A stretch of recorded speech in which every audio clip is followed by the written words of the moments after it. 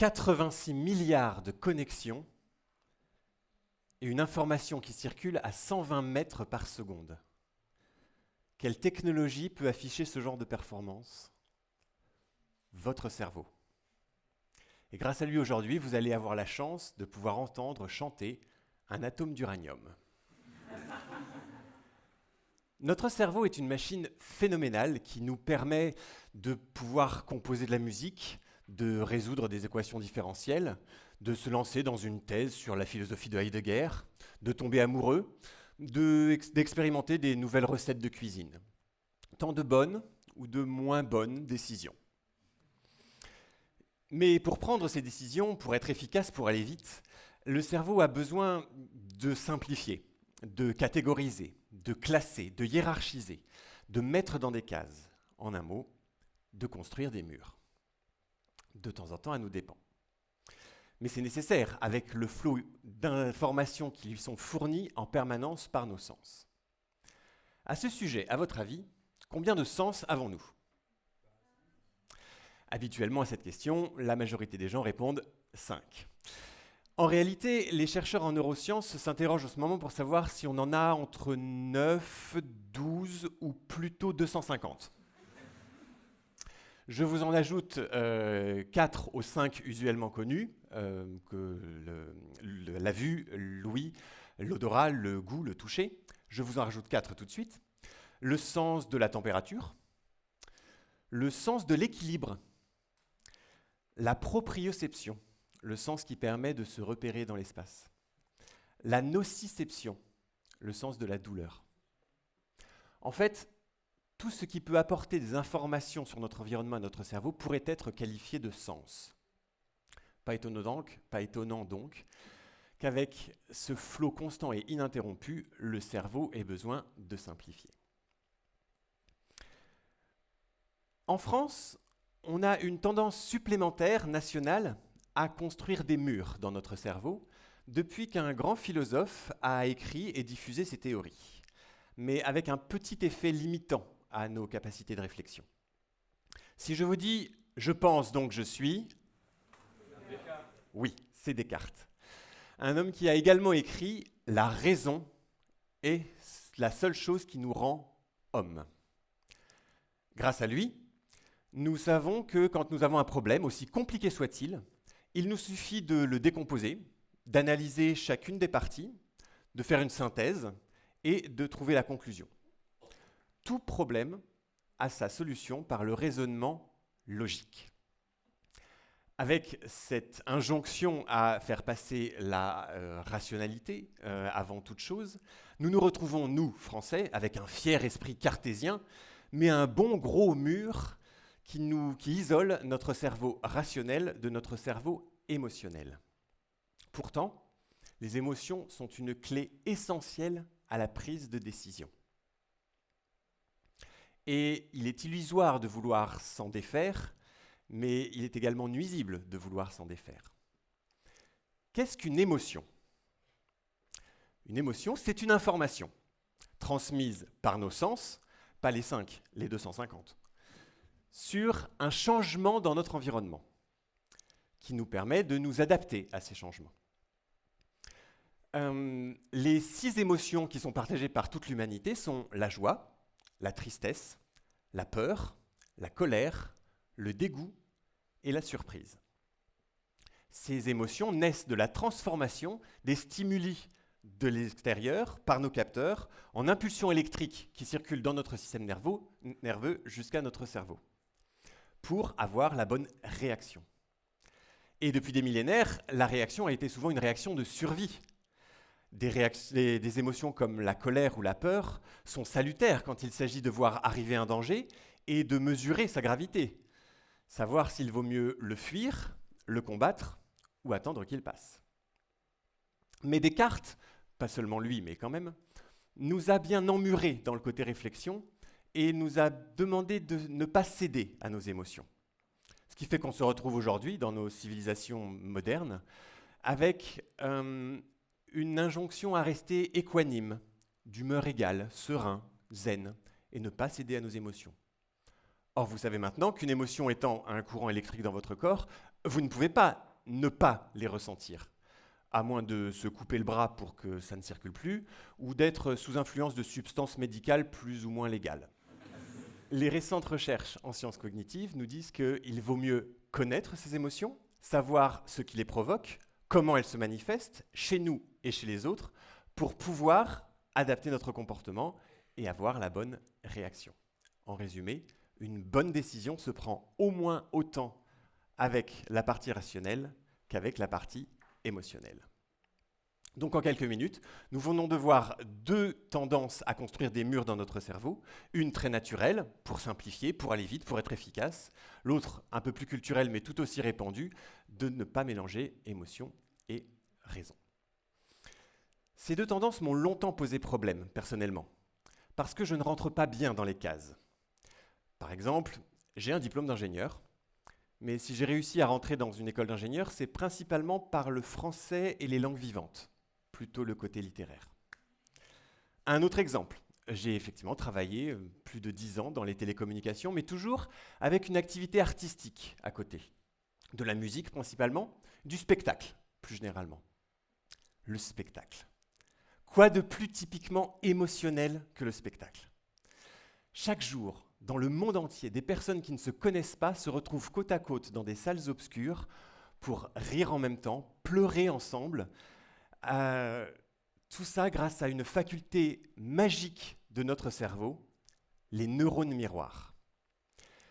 Les neurones miroirs, ce sont ceux qui sont responsables de l'empathie. Ils s'activent de façon inconsciente et automatique dès que nous entrons en interaction avec quelqu'un, ce quelqu'un pouvant être nos parents, notre pire ennemi, notre meilleur ami, ou une personne sur scène ou sur un écran.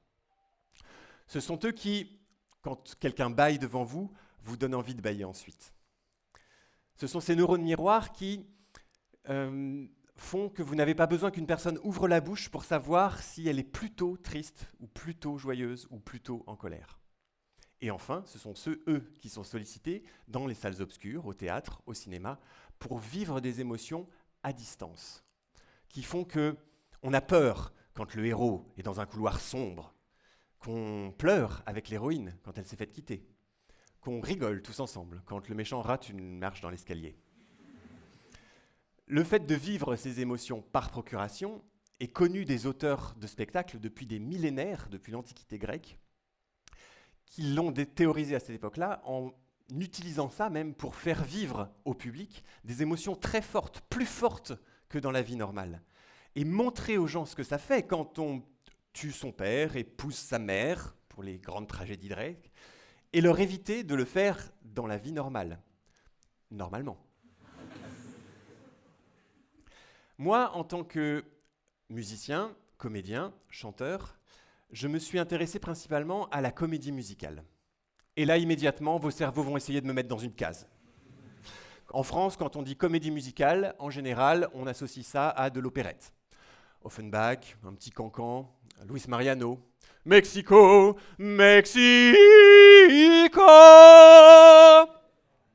Pas très sexy. Un peu plus récemment, en France, comédie musicale, c'est Le Roi Soleil, c'est Robin des Bois, c'est Roméo et Juliette. Aimer, c'est ce qu'il y a de plus beau. Aimer, c'est monter si haut et toucher les ailes des oiseaux. Aimer, c'est ce qu'il y a de plus beau, oui, on a compris. Mais en fait, la comédie musicale, c'est un peu comme les légumes. Il y en a pour tous les goûts. Il y en a pour les amateurs de variété, il y en a pour les amateurs de musique classique, il y en a pour les amateurs de hip-hop, il y en a pour les amateurs de jazz, de rock, de funk, de punk, pour les enfants, pour les adultes. Il y a de tout. Enfin, principalement aux États-Unis, à Broadway.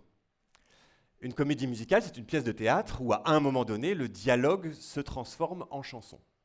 Mais pas à n'importe quel moment. Au moment où l'émotion est trop forte pour le personnage pour qu'il puisse continuer à parler. Et il se met à chanter. Et dans la chanson, quand l'émotion est trop forte pour qu'il continue à chanter, alors il se met à danser. C'est ce qui a été théorisé par les auteurs et compositeurs de l'âge d'or de Broadway, à l'époque. Mais ça, c'est à Broadway.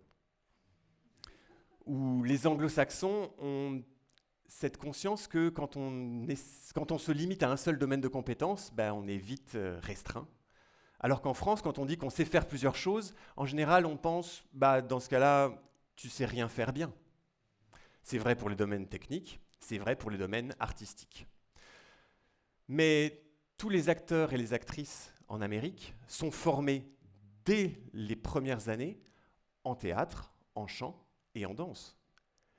C'est ce qui fait que des personnes comme Meryl Streep ont des carrières riches et elle est aussi à l'aise dans le rôle d'Out of Africa que dans Mamma Mia, la comédie musicale.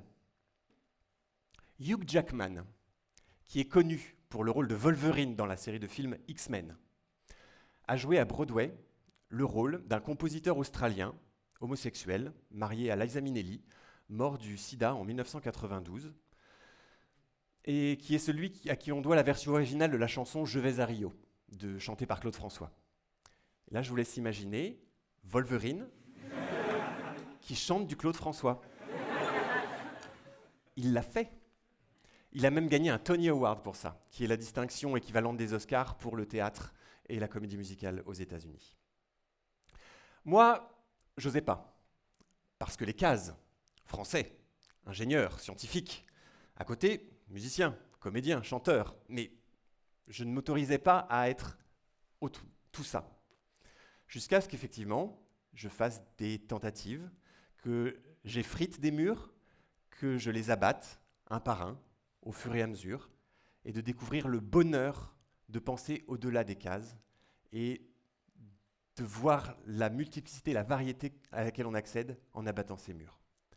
En faisant de la comédie musicale, en reprenant mes études en communication et marketing pour faire de la communication scientifique, et épreuve ensuite en faisant une comédie musicale scientifique. Il y a quelques années, une grande entreprise française de production d'électricité a voulu organiser une soirée anniversaire qu'elle voulait particulièrement mémorable. Après en avoir discuté avec eux, ils ont accepté le fait de faire un spectacle, une comédie musicale qui parle de leurs activités quotidiennes. Ainsi est né Le cœur des combustibles, la comédie musicale. 1h30 d'émotions liées à de la physique nucléaire. Le texte, la musique, la mise en scène a été faite avec eux. On les a impliqués dedans pour qu'ils puissent nous apprendre avec quels outils, avec quels équipements, dans quel environnement ils travaillaient au quotidien. Et donc le texte et la mise en scène sont truffés d'éléments de leur vie professionnelle et jouent avec de la physique atomique, des réactions chimiques, le tableau périodique des éléments, tous ces éléments qui sont dans leur quotidien professionnel.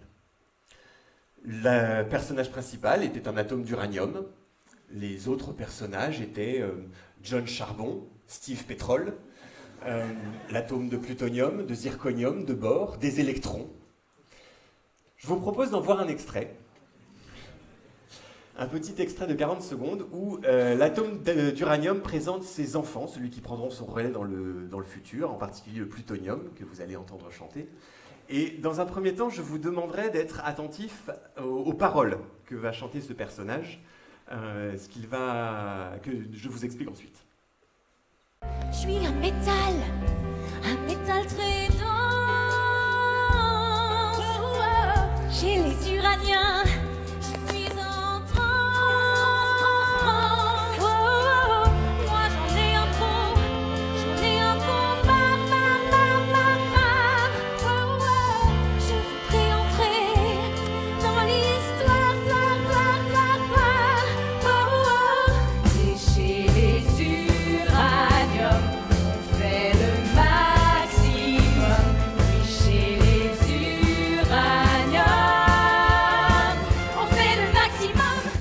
Voilà.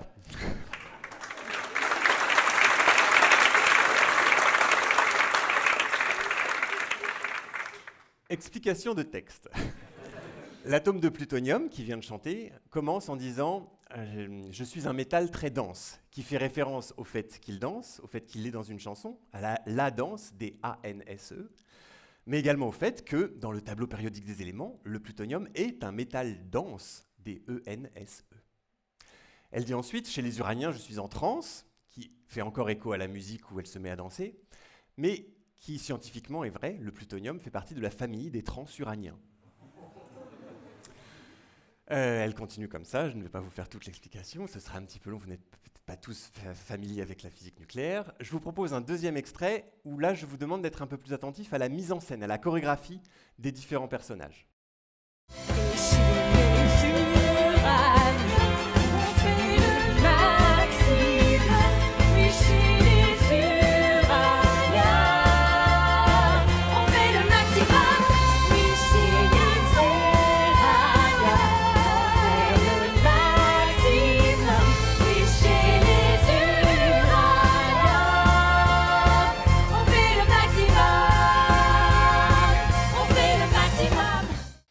Voilà. Donc là, si vous avez bien vu, l'atome d'uranium qui est au centre ici, bougeait à toute vitesse, était particulièrement rapide parce que l'uranium est un élément qui va rapidement dans les réacteurs nucléaires. Et au moment où le personnage bleu, qui est l'atome de hafnium, l'a touché, il a ralenti, il l'a stabilisé, ce qui est conforme au comportement qu'ils ont dans les usines de production électrique. Tout ça ne se voit pas forcément, mais est reçu par les cerveaux, et en particulier ceux des gens qui l'ont écrit et qui nous ont donné ces pistes, parce qu'on ne le savait pas forcément à la base, et qui font que ce spectacle a été pour eux une soirée mémorable dont ils parlent encore aujourd'hui, ils chantent encore les chansons, parce que c'était leur quotidien, l'émotion était directe, et c'est beau. Tout ça pour vous dire qu'en décloisonnant, on arrive à un degré de créativité bien plus impressionnant qu'en pensant séparément. Ici, on a mis autour d'une table non seulement l'auteur, le compositeur, le metteur en scène, la chorégraphe, mais le public également. Et tous ensemble, on a pu écrire un spectacle en parlant ensemble, en ne tenant pas compte des murs qui existent censément entre tout ça, pour créer un spectacle bien plus mémorable. En conclusion, si votre cerveau a tendance naturellement à construire des cases, encore une fois, il y a des raisons pour ça, sachez qu'à chaque fois qu'il sort de sa zone de confort, qu'il pense hors de ses cases, il va créer des nouveaux chemins, des nouvelles connexions neuronales. Il va construire des ponts pour devenir plus efficace. Il va améliorer ses capacités. Alors, à votre avis, au niveau de votre cerveau comme de votre personne, au niveau individuel comme au niveau collectif, est-ce qu'il vaut mieux construire des murs ou construire des ponts ?